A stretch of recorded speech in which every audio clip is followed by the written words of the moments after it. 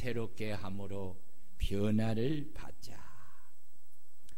사랑하는 성도 여러분, 오늘 우리가 이 늦은 시간에 성전에 온 것은 생사화복을 주관하시는 우리 하나님 아버지께 송구영신 예배를 드리면서 주님 안에서 다사다난했던 한 해를 감사함으로 마감하고 송구영신 예배를 통해 새롭게 주시는 복을 받고 새해를 주님 안에서 새롭게 맞이하고 새롭게 한 해를 시작하고자 오늘 우리는 이 밤에 이 성전에 나온 줄로 믿습니다. 새해를 새롭게 맞이하기 전에 우리는 먼저 지난 한 해 동안 우리를 모든 환경에서 안전하게 지켜주시고 우리를 선한 길로 인도하시며 때를 따라 돕는 은혜로 우리를 축복하여 우리의 필요한 모든 것들을 공급해 주시고 특히 우리의 건강과 가족의 건강을 지켜주시고 우리가 믿음을 가지고 한 해 동안 살 수 있도록 지켜주신 우리 하나님 아버지께 감사를 드리는 성도님들이 되시기를 축원합니다.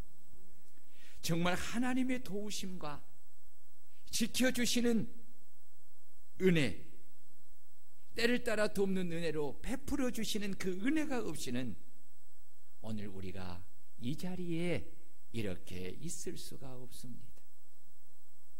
그래서 우리는 하나님이 베풀어 주신 은혜와 사랑과 축복에 진심으로 감사를 드리는 것입니다. 새해를 주님 안에서 새롭게 맞이하고 새해를 새롭게 한 해를 시작하고자 하면은 무엇보다도 각 사람의 마음이 어떠한가가 참으로 중요합니다.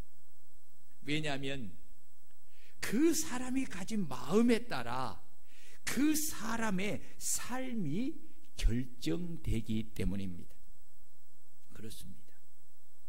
나는 사람이 나는 거지가 되고 노숙자가 되겠다고 마음을 가지면 그는 거지와 노숙자의 삶을 살게 됩니다.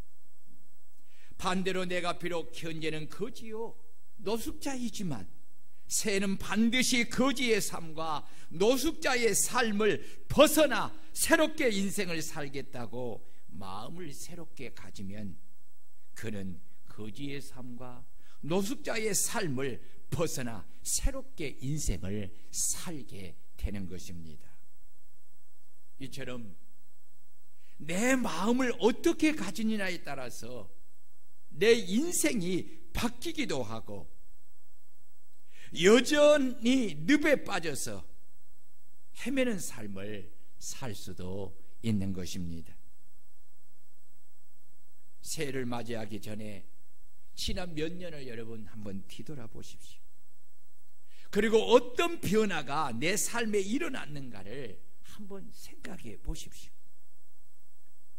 그리고 왜 나의 삶에는 변화가 일어나지 않고 여전히 다람쥐 쳇바퀴를 돌듯이 그 자리에서만 돌고 있는지를 곰곰이 한번 생각해 보십시오.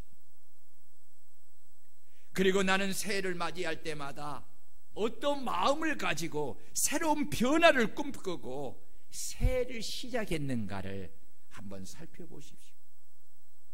그리고 새롭게 먹은 마음을 계속 지키기 위하여서 나는 무엇을 노력했으며 새로운 변화를 위하여 나는 무슨 대가를 얼마 동안 지급했는가를 여러분 곰곰이 살펴보십시오.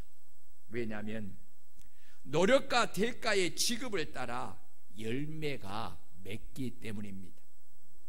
단순히 새로운 마음을 먹고 새로운 변화를 꿈꿨다고 해서 새로운 변화의 열매가 온전히 맺어지는 것은 아닙니다. 새로운 변화의 열매는 오직 노력과 대가의 지급을 통해서만 온전히 맺어지는 것입니다. 이는 신앙생활도 마찬가지입니다. 내가 말씀을 따라 새롭게 변하고자 마음을 새롭게 가지지 않으면 2023년에도 2022년과 별 다를 바가 없이 마치 다람쥐 쳇바퀴에 돌듯이 여전히 한 해를 하나님의 말씀하신 약속의 말씀을 불신하여 믿지 않고 내 육신의 생각을 따라 하나님보다 내 자신을 더 사랑하고 영적인 것보다 육신적인 것, 세상적인 것을 더 사랑하고 나 자신의 육신을 위하여 내 마음의 탐욕과 탐심을 따라 하나님보다 돈을 더 사랑하여 하나님의 것을 도둑질하여 취하고 그것을 육신의 일에 투자하여서 제약된 육신의 열매를 무수히 맺으며 또 한 해를 살게 될 것입니다.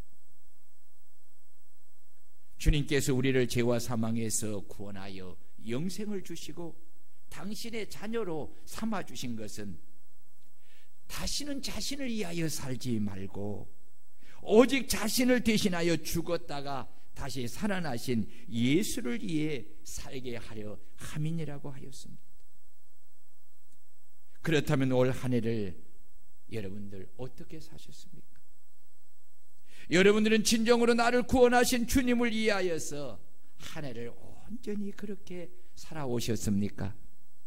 아니면 여전히 작년처럼 올해도 나 자신을 위하여 나 자신의 만족과 영광과 즐거움을 위하여 하나님과 원수된 육신의 생각을 따라 삶을 살아오셨습니까? 진정으로 올 한 해 동안 신앙생활에 하나님의 말씀을 따라 하나님의 뜻을 따라 믿음으로 살고자 하는 어떤 노력의 변화가 여러분 삶 속에 일어났습니까? 하나님의 말씀을 듣고서 오직 마음을 새롭게 함으로 그 말씀에 순종하며 살고자 하는 몸부림치며 애쓰는 어떤 작은 변화라도 여러분의 삶에 일어난 적이 있습니까? 한 해를 보내면서 하나님의 마음을 시원케 하려고 정말 아브람처럼 말씀에 순종하는 예배, 내 마음과 사랑을 다 동원하여 나 자신을 온전히 헌신하여 드리는 번제의 예물을 드리려고 여러분 몸부림치며 애써 보신 적이 있습니까? 이런 변화, 예배의 변화가 여러분 삶 속에 일어난 적이 있습니까? 한 해를 보내면서 진정으로 예배의 삶의 새로운 마음의 변화가 여러분 일어난 적이 있습니까? 아니면 작년이나 올해나 아무런 마음의 변화가 없이 그저 나 중심의 예배를 드리셨습니까? 기도는 어떻습니까? 정말 하나님의 마음을 시원케 해드리는 먼저 그의 나라와 그의 의를 구하는 기도를 드리려고 솔로몬처럼 얼마나 노력하고 예를 쓰셨습니까? 약속 강가에서 기도한 야곱처럼 하나님의 축복을 받으려고 얼마나 몸부림을 치면서 기도하고 또 기도해 보셨습니까? 진정으로 한 해를 보내면서 기도의 삶의 새로운 마음의 변화가 일어난 적이 있으십니까? 아니면 작년이나 올해나 아무런 마음의 변화가 없이 여전히 기도하지 않는 채로 한 해를 보내셨습니까? 전도와 선교는 어떻습니까? 전도와 선교하려고 바울 사도처럼 내 모든 것을 헌신하여 전도와 선교하려고 예를 써 보신 적이 있으십니까? 봉사는 어떻습니까? 브루스길라 아굴라 부부처럼 주의 종을 도와 주의 몸된 교회를 봉사하며 섬기려고 부단히 노력하며 예를 써 보신 적이 있습니까? 한 해를 보내면서 진정으로 전도와 선교하는 삶에 새로운 마음의 변화가 일어난 적이 있습니까? 아니면 작년이나 올해나 마음을 새롭게 하는 아무런 마음의 변화가 없이 그냥 봉사하지 않는 채로 한 해를 보내셨습니까? 선교와 전도하지 않는 채로 그저 한 해를 보내셨습니까? 이 모든 것의 원인이요 시작은 바로 내가 오직 마음을 새롭게 함으로 변화를 받아야 한다는 마음의 결심이 어떠한가에 달려 있습니다. 내가 변화를 받으려고 오직 마음을 새롭게 가지지 않고서는 그 어떤 삶의 변화도 일어나지 않습니다. 그 이유는 창조의 능력을 가지신 하나님이 비록 우리를 뜨겁게 사랑하고 우리를 향한 선하신 계획을 가지고 있다고 하더라도 당사자인 내가 오직 마음을 새롭게 함으로 변화를 받기 위하여 하나님을 향하여 마음의 문을 열지 않으면 주님은 내 마음에 들어올 수가 없으므로 내 삶에 그 어떤 작은 변화도 일어나지 않는다는 것입니다. 그래서 주님은 볼지어다 내가 문 밖에 서서 두드리노니 누구든지 내 음성을 듣고 문을 열면 그에게로 들어가 내가 그에게로 들어가 그와 더불어 먹고 그는 나와 더불어 먹으리라고 하신 것입니다. 그러므로 주님께서 우리에게 우리를 구원하신 이유와 목적을 분명하게 말씀을 하셨으니 우리는 주님의 말씀을 듣고 우리의 마음의 문을 열어 주님을 마음 중심에 나의 주인으로 모셔드리고 우리는 주님이 하신 말씀을 따라 주님을 위해 살겠다고 오직 마음을 새롭게 함으로 마음을 새롭게 가지고 우리의 삶을 살아가면 반드시 우리의 삶에는 새로운 변화가 일어나게 될 줄로 믿습니다. 여러분 그렇습니다. 하나님이 하늘에서 축복의 비를 장대같이 내려주어도 내 마음에 이 뚜껑을 열지 않으면 여러분 물 한 방울도 들어가지 않습니다. 여러분들이 주의 말씀을 듣고 그 말씀을 믿음으로 받고 나도 2023년에는 하나님의 말씀을 따라 믿음으로 한번 살아보겠다고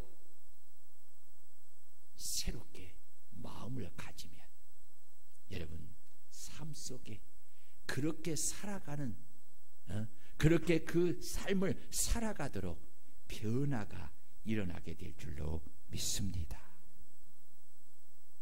하나님의 뜻을 저버리고 오직 나 자신의 육신을 위하여 살던 내가 새해는 주님의 뜻을 따라 주님을 위해 사는 삶을 살게 되는 변화가 여러분 내 삶 속에 일어나는 것입니다.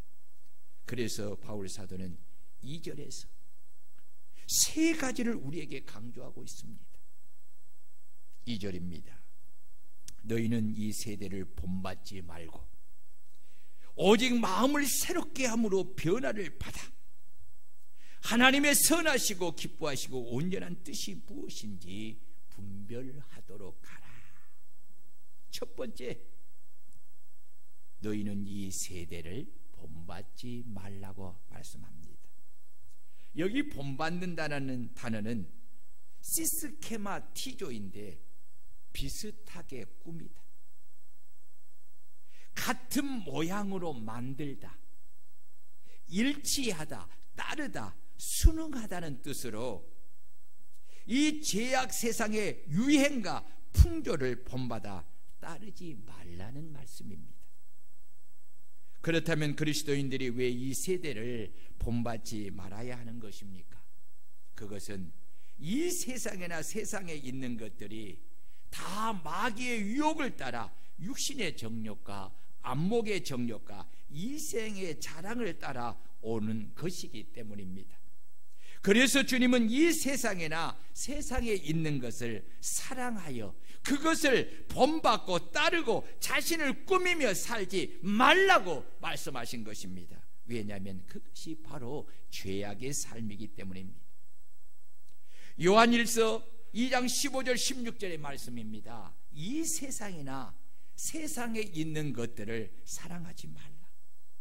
누구든지 세상을 사랑하면 아버지의 사랑이 그 안에 있지 아니하니 이는 세상에 있는 모든 것이 육신의 정욕과 안목의 정욕과 이생의 자랑이니 다 아버지께로부터 온 것이 아니요 세상으로부터 온 것이니라.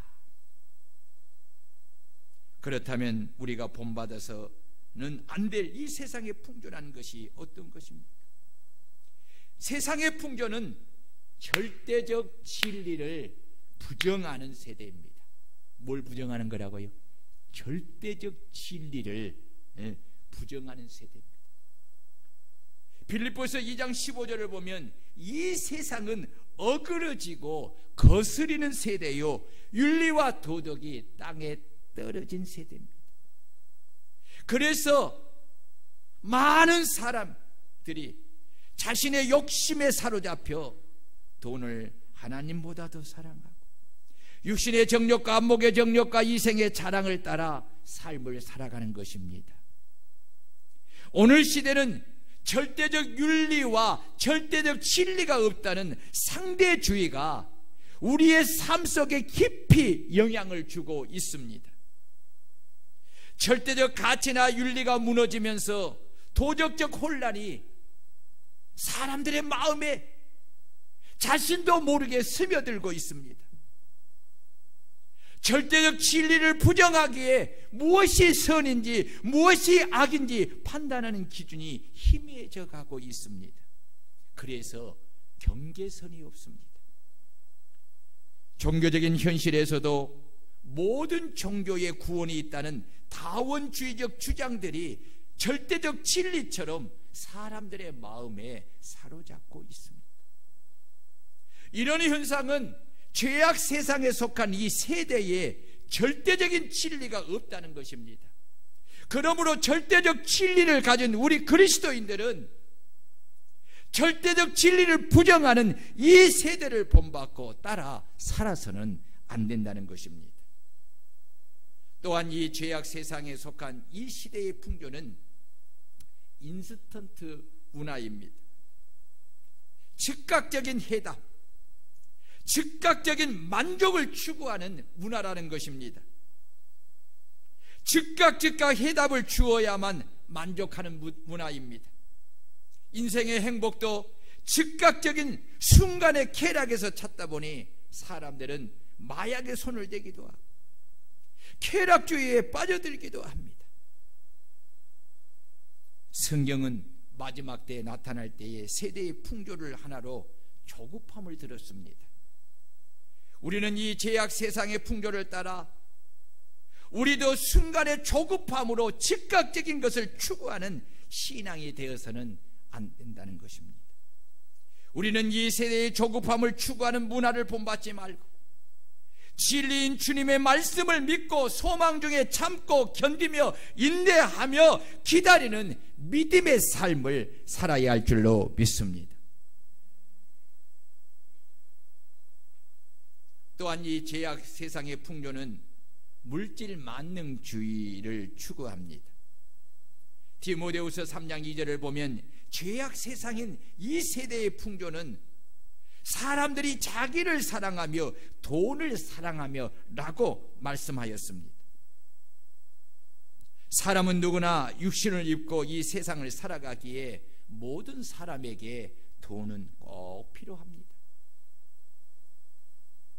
하나님의 창조에 열리는 인간이 모든 물질을 지배하고 다스리도록 하셨는데 인간이 약한 마귀의 유혹을 받아 하나님을 싫어하고 자신의 하나님이 되고자 하나님을 떠나 거역하고 말씀에 불순종함으로 타락하여서 그 마음이 심히 부패함으로 온갖 탐욕과 탐심에 사로잡혀서 돈을 전능한 하나님으로 여기고 사랑하며 스스로 사람이 돈의 종이 되었습니다. 돈이 삶의 수단이 아니라 이제는 돈이 삶의 목적이 되고 말았습니다. 이로 인하여 인간이 돈을 지배하는 것이 아니라 돈이 인간을 지배하게 되므로 많은 사람이 돈을 인생의 최고 가치로 여기고 온갖 탐욕과 탐심에 사로잡혀서 돈을 취하고 온갖 죄를 서슴지 않고 행하는 것입니다. 돈만 얻을 수 있다면, 부자만 될 수 있다면 어떤 방법을 취해서라도 얻으면 된다 라고 생각을 합니다. 결국 돈을 사랑함이 일만하게 뿌리가 되어서 돈을 탐내는 자들은 미혹을 받아 믿음에서 떠나 돈을 하나님으로 섬기는 우상을 숭배하고 이로 인하여 많은 근심으로서 자기를 찌르는 고통에 이르게 되는 것입니다. 그래서 히브리서 기자는 돈을 사랑하지 말고 있는 바를 족한 줄로 알라. 하나님이 친히 말씀하시기를 내가 결코 너희를 버리지 아니하며 너희를 떠나지 아니하리라 라고 하셨습니다. 그러므로 우리는 세상에 속한 사람들을 본받아 돈을 사랑하는 것이 아니라 우리의 생명의 근원 되시는 하나님이 우리를 버리거나 떠나지 아니하시고 우리의 필요를 따라 공급해 주시는 하나님을 이심을 믿고 그 하나님을 사랑하여 하나님이 주신 것을 족한 줄 알고 감사하며 살아가는 하나님의 자녀들이 되시기를 주의 이름으로 축원합니다. 또한 이 죄악 세상의 풍조는 이기주의입니다. 디모데후서 3장 2절을 보면 이 세대는 사람들이 자기를 사랑하며 자기를 위해 돈을 사랑하며 자기를 자랑하며 교만하여 자기를 높이며 남을 자신의 잣대로 판단하여 비방하고 정죄하고 부모를 거역하고 감사하지 아니하며 거룩하지 아니하며 라고 하였습니다. 그렇습니다. 이 세상의 사람들의 마음속에는 자기를 사랑하며 자기를 위해 돈을 사랑하고 자기를 자랑하며 교만하여 자기를 높이고 남을 자신의 잣대로 판단하여 비방하고 정죄하고 부모를 거역하며 감사하지 아니하는 이기주의가 마음에 자리 잡고 그 사람을 지배하고 있습니다. 그러기에 사람들이 모든 것을 자기 중심적인 이기적으로 생각하고 계산을 합니다. 여러분, 이러한 것이 우리들의 마음속에서도 타락하고 부패된 옛사람의 그 본성을 따라서 아직도 그런 것이 우리에게 남아있어서 가장 사랑해야 될 하나님과의 관계 속에서도 계산적으로 생각을 하고 가장 사랑해야 될 대상인 부모와 자식 간의 사랑 속에서도 나 중심의 이기적인 사랑에서 사랑이 출발하게 되고 사랑하는 친구들과 이웃과의 관계는 더 말할 것이 있겠습니까? 자기 중심적인 이기적으로 한 계산이 맞았을 때는 그 사람을 사랑도 하고 그 사람과 관계도 갖고 유지하고 그와 교제도 하지만 계산이 어그러질 때는 언제 그랬느냐? 부모와 자식 간의 관계 속에서도 피를 나는 형제의 관계 속에서도 친구와 이웃 관계 속에서도 그 관계가 단절되고 원수가 되는 것을 우리는 이 시대의 풍조를 통해서 얼마나 많이 보고 있습니까? 물질 때문에 이기적인 그 욕망과 탐욕을 통해서 일어나는 그 물질적인 일 때문에 부모와 자식이 원수가 되잖아요. 형제를 고소하고 부모를 고소하고 자식을 고소하면서 법정에 세우잖아요. 여러분, 그래서 오늘의 현대인들은 자기라는 성을 쌓고 그 성 안에 안주하며 살아가는 것입니다. 이웃과 세상에 대해서 별로 관심이 없습니다. 그냥 나만 잘 되면 그만입니다. 이런 양태가 혼족이라는 문화를 더 심화시키는 것입니다. 우리보다는 내가 먼저이고 이웃보다는 나 사랑이 먼저입니다. 우리 그리스도인들은 이런 세대의 풍조를 본받아서는 안 됩니다. 우리 그리스도인들은 주님을 본받아 주님이 그리하였듯이 우리는 섬김을 받는 자들이 아니라 이웃을 섬기는 자들이 되어야 하고, 심지어는 우리의 목숨까지도 이웃을 위해 아낌없이 주는 하나님의 자녀가 되어야 할 줄로 믿습니다. 우리는 주님을 본받아서 하나님과 이웃을 위해 나를 희생하여 섬기는 이타적 사랑을 하는 그리스도의 제자의 삶을 사는 자들이 되어야 할 줄로 믿습니다. 왜냐하면 하나님께서 죄악 세상에 속하여 살던 우리를 구원해 주신 것은 죄악 세상과 구별한 거룩한 하나님의 백성으로 살게 하기 위함이기 때문입니다. 그래서 바울 사도는 우리의 과거와 우리의 현재를 에베소서 2장 1절 이하에서 이렇게 말씀합니다. 예수님은 허물과 죄로 죽었던 너희를 살리셨도다. 그때의 너희는 그 가운데 행하여 이 세상 풍조를 따르고 공중의 권세를 잡은 마귀를 따랐으니 곧 지금 불순종의 아들들 가운데 역사하는 영 마귀니라.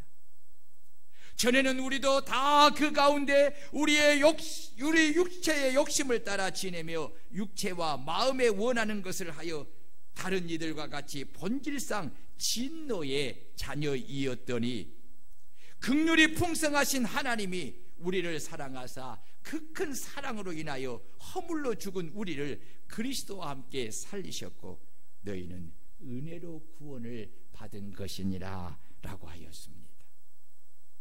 그러므로 우리가 오직 그리스도께서 우리를 위하여 죽으신 은혜로 허물과 죄로 죽었던 곳에서 구원을 받았음에도 불구하고 여전히 죄악 세상을 사랑하여서 육신의 정욕과 안목의 정욕과 이생의 자랑의 미련을 가지고 구원을 받기 이전에 살던 허물과 죄로 죽었던 옛사람으로 세상을 사랑하고 세상과 버타고 세상의 풍조를 본받고 따라 여전히 죄악 가운데 살아간다는 것은 우리를 죄와 사망에서 큰 사랑과 은혜로 구원해 주신 주님의 죽음을 헛되게 하는 것입니다. 그러므로 우리를 큰 사랑과 은혜로 구원해 주신 주님의 그 큰 사랑과 은혜를 항상 마음에 품고 이 죄악 세상을 사랑하지 말고 또한 이 죄악 세상의 풍조를 본받아 따르지 말고 우리는 오직 예수 그리스도를 본받고 그만을 사랑하며 그만을 따라가는 하나님의 거룩한 자녀들이 되어야 할 줄로 믿습니다. 이러한 삶을 살기 위해서는 오직 마음을 새롭게 함으로 변화를 받아야 합니다. 따라해 봅시다. 이런 삶을 살기 위해서는 오직 마음을 새롭게 함으로 변화를 받아야 한다. 그래서 바울 사도는 둘째로 오직 마음을 새롭게 함으로 변화를 받으라고 말씀한 것입니다. 이는 서두에 말씀드린 것처럼 하나님의 뜻을 따라 새로운 피조물로서 변화된 새로운 삶을 살기 위해서는 오직 마음을 새롭게 해야 한다는 것입니다. 누가? 내가. 변화된 새로운 삶을 살고자 하는 마음을 새롭게 가지지 않으면 여러분, 내 삶의 변화는 절대로 일어나지 않습니다. 아주 작은 변화도 일어나지 않습니다. 그래서 변화된 삶을 살고자 한다면 반드시 지금 나 자신이 변화된 새로운 삶을 살고자 하는 마음을 내가 새롭게 이 시간에 가져야 합니다. 그리하면 내 삶의 새로운 변화가 일어나는 것입니다. 하나님은 다니엘과 세 친구들처럼 당신의 자녀들이 믿음으로 살고자 마음의 뜻을 정하고 그 뜻대로 살고자 할 때 하나님은 그 믿음을 따라 마음을 새롭게 정한 대로 그에게 능력을 주시고 그의 능력의 오른손으로 붙들어 주어서 그가 새롭게 하도록 그렇게 은혜를 베풀어 주신 줄 믿습니다.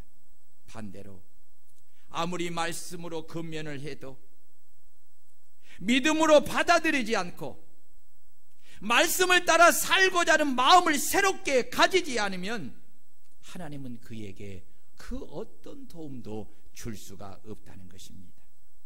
그는 마치 다름쥐가 쳇바퀴 돌듯이 2023년 한 해를 2022년과 같이 오직 썩어지고 없어질 나 자신의 육신을 위하여 허비하며 제약된 육신의 열매를 무수히 맺으며 살게 될 것입니다. 정말 이대로 살다 죽을래 하는 사람은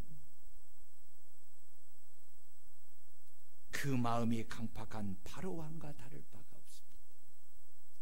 바로왕은 그 마음이 강팍하여서 자신이 하나님의 말씀을 거역하고 불순종함으로 인하여 하나님의 징계로 자신의 나라가 망하게 되는 것을 보면서도 계속하여 그 안악한 마음으로 이대로 살다 죽을래 하며 계속하여 거역하다가 결국은 홍해에서 그의 군사와 함께 죽은 것처럼 우리의 인생도 이와 마찬가지로 내 마음에 안악하고 강팍한 것을 회개하며 버리지 않으면 결국 여러분 망하게 되는 것입니다. 여러분 정말 중요해요. 우리가 지금 이제 25분 있으면 새해를 맞이합니다. 그런데 새해를 맞이하기 전에 여러분들이 새롭게 내 인생을 살려고 한다면 내가 변화하려고 하는 새 마음을 가져야 돼요. 여러분 세상의 농부들도 보세요. 한 해의 소출을 얻고자 하면 뭐 합니까? 예? 한 해의 소출을 얻고자 하면 예? 열심히 씨를 뿌리잖아요. 그리고 가꾸잖아요.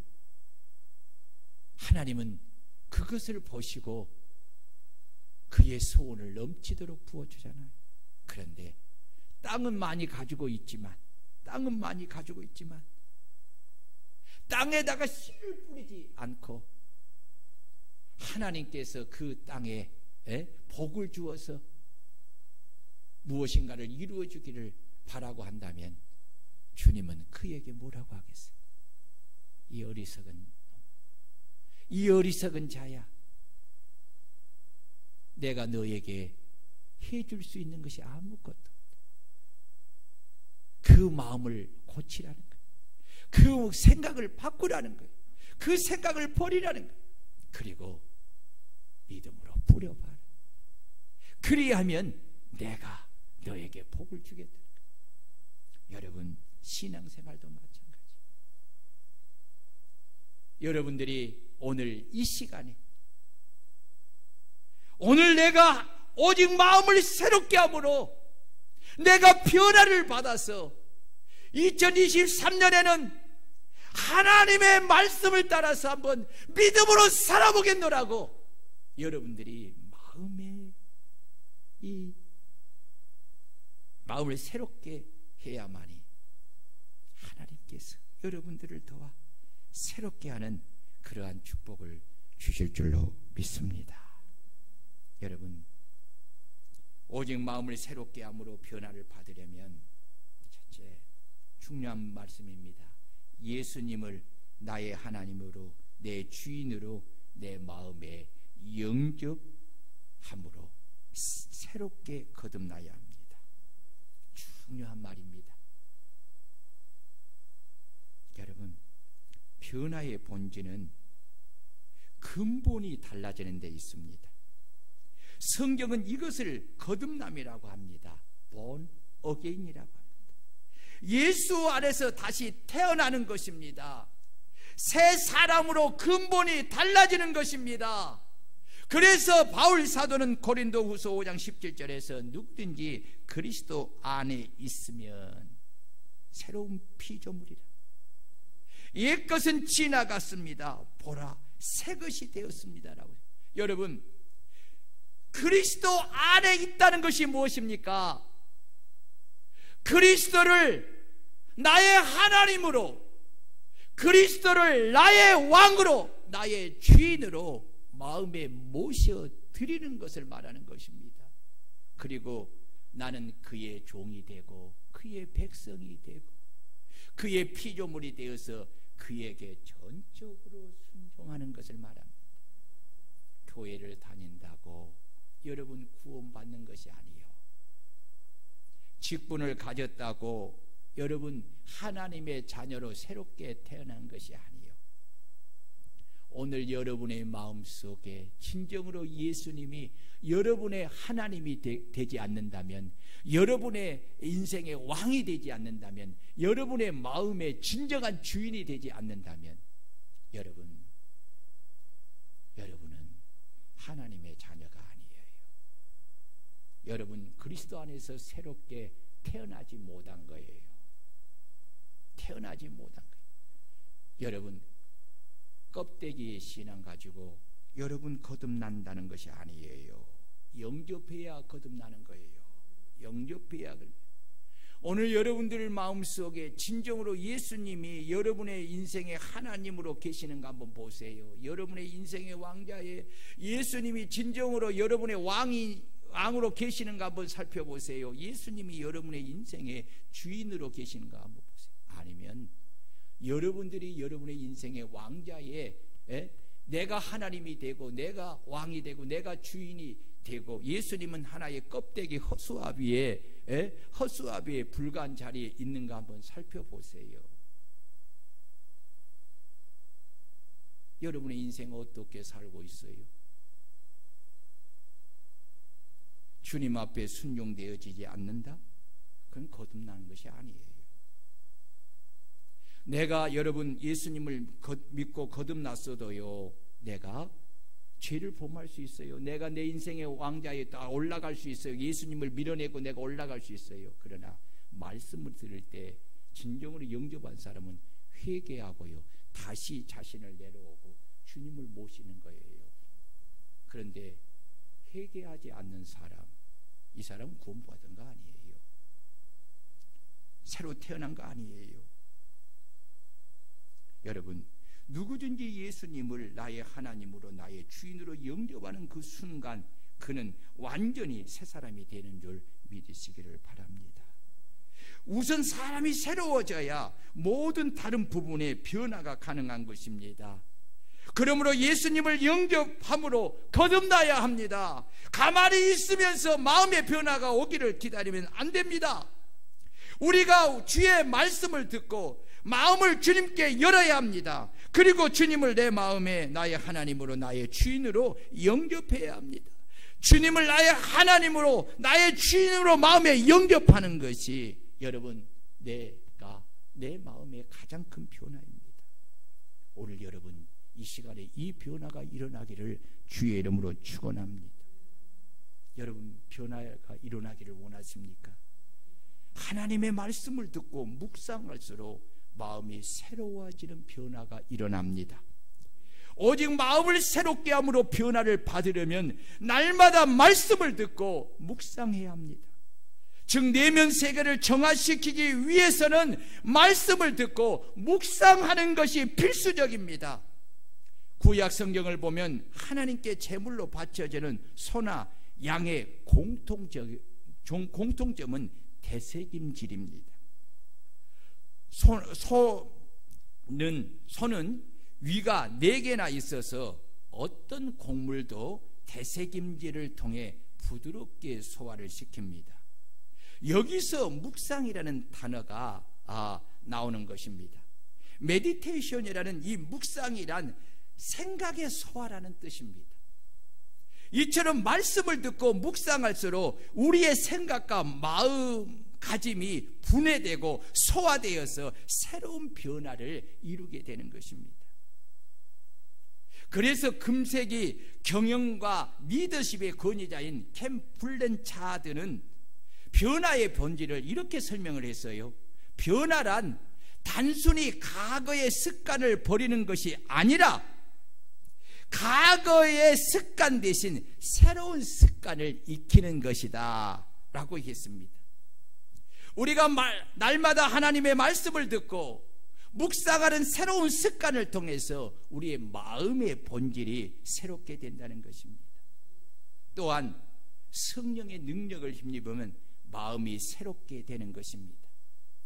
이 마음이란 단어를 국어사전에서 찾아보니까요, 3가지 의미가 있다고 적혀 있어요. 첫째는 본래부터 지닌 성격이나 품성을 마음이라고 했고, 다른 사람이나 사물에 대하여 감정이나 의지, 생각 따위를 느끼거나 일으키는 작용이나 태도를 마음이라 했고, 세 번째는 사람의 생각, 감정, 기억 따위가 생겨지거나 자리 잡는 공간이나 위치를 마음이라고 정의했습니다. 그래서 사람들은 흔히 사람의 됨됨이가 마음에 있다고 한 것입니다. 사무엘상에서는 그 마음을 중심이라고 표현했습니다. 사무엘상 16장 17절을 보면 여호와께서 사무엘에게 이르시되 그의 용모와 키를 보지 말라. 내가 이미 그를 버렸노라. 내가 보는 것은 사람과 같이 아니하니 사람은 예모를 보거니와 나 여호와는 중심을 보느니라.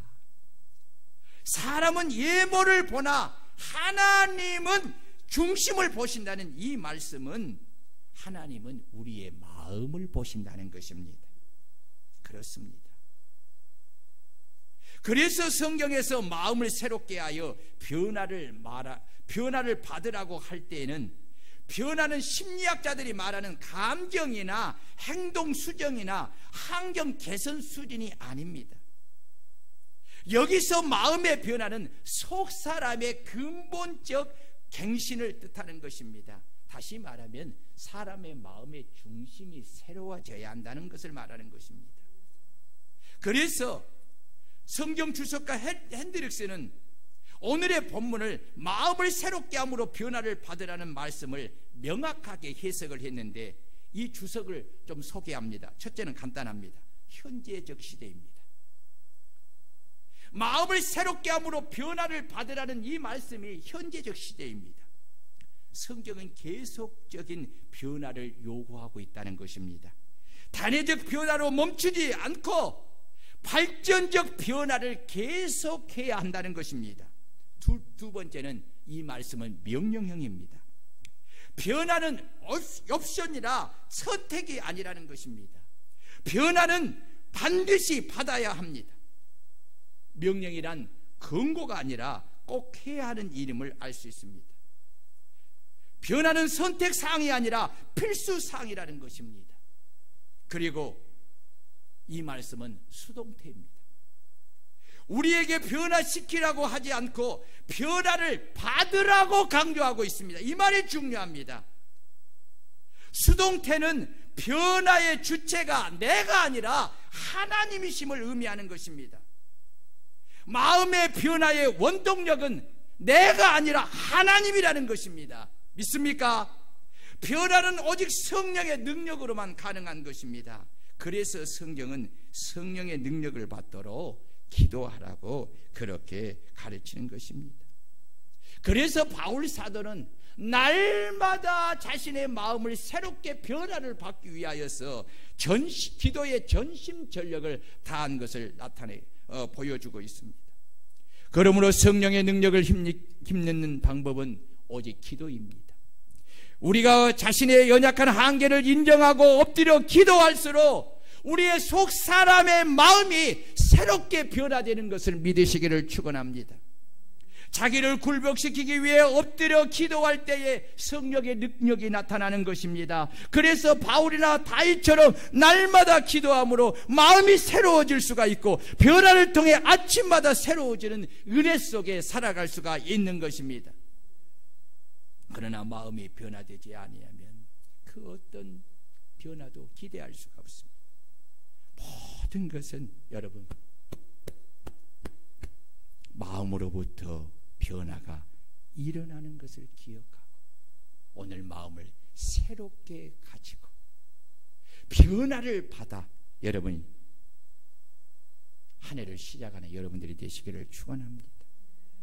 여러분, 마지막으로 하나님의 선하시고 기뻐하시고 온전한 뜻이 무엇인가 분별하도록 하라고 했습니다. 그렇다면 하나님의 선하시고 기뻐하시고 온전한 뜻이 무엇입니까? 그것은 아들을 믿고 구원을 받고 영생을 얻고 남은 인생을 구원하신 주님을 위해 살라는 것이 하나님의 뜻입니다. 그렇다면 주님을 위해 사는 것이 무엇입니까? 여러분, 주님을 위해 사는 것은 주님께서 주님을 믿는 것이라고 했습니다. 주님을 믿는 것은 주님을 예배하고 주님이 기뻐하시는 신령한 영적 예배를 드리는 것입니다. 그렇습니다. 여러분 잘 들으세요. 하나님을 믿고 섬기는 것은 하나님을 예배하며 사는 것을 말합니다. 주의 피로 구속함을 받은 우리가 하나님께 해야 할 평생의 일은 우리의 몸을 하나님이 기뻐하시는 거룩한 산제사 제물로 드려 우리를 구원하신 하나님이 기뻐 받으시는 영적 예배를 드리는 것입니다. 왜냐하면 이를 위하여 우리를 구원해 주셨기 때문입니다. 하나님을 예배하지 않는 것은 하나님을 자신의 하나님으로 믿지 않기 때문입니다. 비록 하나님을 믿고 섬기며 백성들에게 성경을 가르치고 해석하는 서기관들일지라도 자신이 안 지식을 따라 성탈하신 예수 그리스도께 가서 꿇어 엎드려 경배하지 않는 것은 그들이 하나님의 말씀을 믿지 않는 것이고 그 말씀하신 하나님을 믿지 않는 것을 나타내는 것입니다. 주님은 좋은 나무는 좋은 열매를 맺는다고 하였고 열매로 그들을 안다고 하였습니다. 하나님을 믿고 섬기는 자들에게 가장 중요한 일은 하나님을 예배하는 일인 줄 믿으시기를 축원합니다. 하나님을 예배하는 일보다 더 중요한 것이 없습니다. 우리 그리스도인들은 이것을 깨닫고 하나님을 예배하는 일에 올인해야 합니다. 왜냐하면 예배에 실패하면 신앙생활은 반드시 실패하고 하나님과의 관계가 무너지고 인생도 그로 인하여서 실패하게 된다는 것이 성경이 우리에게 주시는 절대적 교훈입니다. 여러분들은 어떻게 예배하고 있습니까? 하나님이 기뻐하시는 영적 예배를 드리고 있습니까? 여러분의 몸을 거룩한 산제사의 제물로 드리고 있습니까? 여러분들은 예배 때마다 내 육신의 생각을 철저히 죽이고 내 마음과 내 몸과 내 생각과 내 영 모든 것을 다하여 주님 앞에 헌신하여 바쳐드리는 예배를 드리고 있습니까?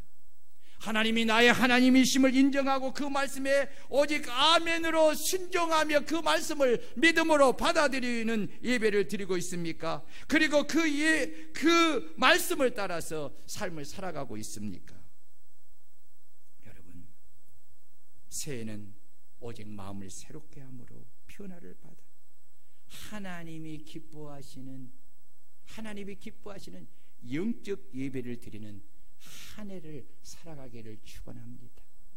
여러분, 다른 것 못해도 내가 마음을 새롭게 갖고 올해만큼은 내가 하나님이 기뻐하시는 영적 예배를 드림으로 하나님이 내게 주시는 축복을 받으리라 라는 이 마음을 새롭게 가지고 여러분 변화된 모습으로 예배를 드린다면 여러분의 인생을 반드시 하나님이 축복하시고 여러분의 신앙의 진정한 변화를 이루게 되고 여러분들이 꿈꾸는 것들을 이루는 축복이 있게 될 줄로 믿습니다. 우리 다 같이 말씀을 보여잡고 통성으로 한번